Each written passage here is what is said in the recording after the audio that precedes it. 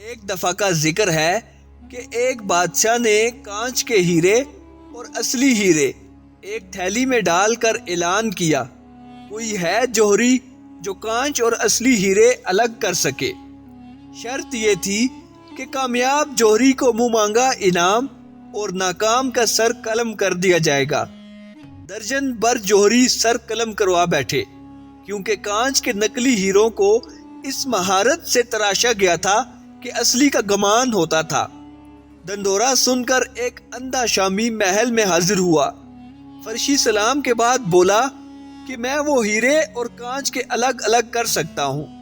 بادشاہ نے پہلے مسکرایا اور ناکامی کی صورت میں سر قلم کرنے کی شرط بتائی۔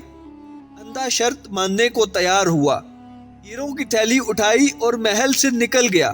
1 گھنٹے کے بعد حاضر ہوا، اس کے ہاتھ میں اصلی اور دوسرے ہاتھ میں کانچ کے نقلی ہیرے تھے۔ شامی جوہریوں نے تصدیق کی کہ اندھا جیت گیا ہے۔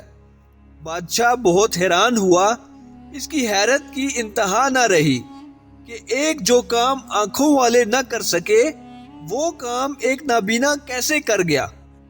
بادشاہ نے اس اندھے سے دریافت کیا کہ اس نے اصلی اور نقلی کی پہچان کیسے کی۔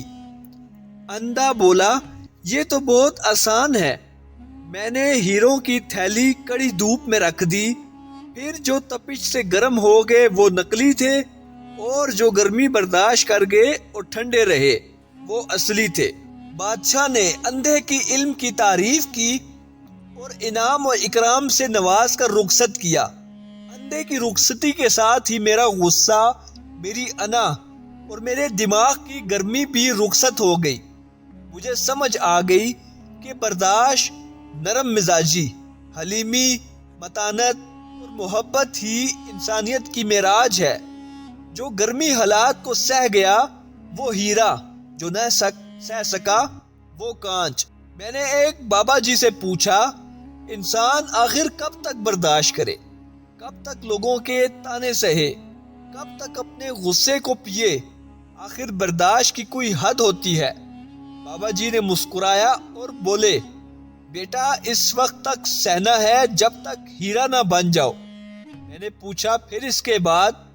بابا جی نے کہا، ہیرا بننے کے بعد ہیرے پر کوئی دباؤ، کوئی آگ اور کوئی تپش اثر نہیں کرتی۔ دوستو، اگر آپ کو یہ کہانی اچھی لگی ہو تو کہانی کو لائک کریں اور ہمارے چینل کو سبسکرائب کریں اور ہماری ویڈیو کو دوستوں کے ساتھ لازمی شیئر کریں۔ شکریہ۔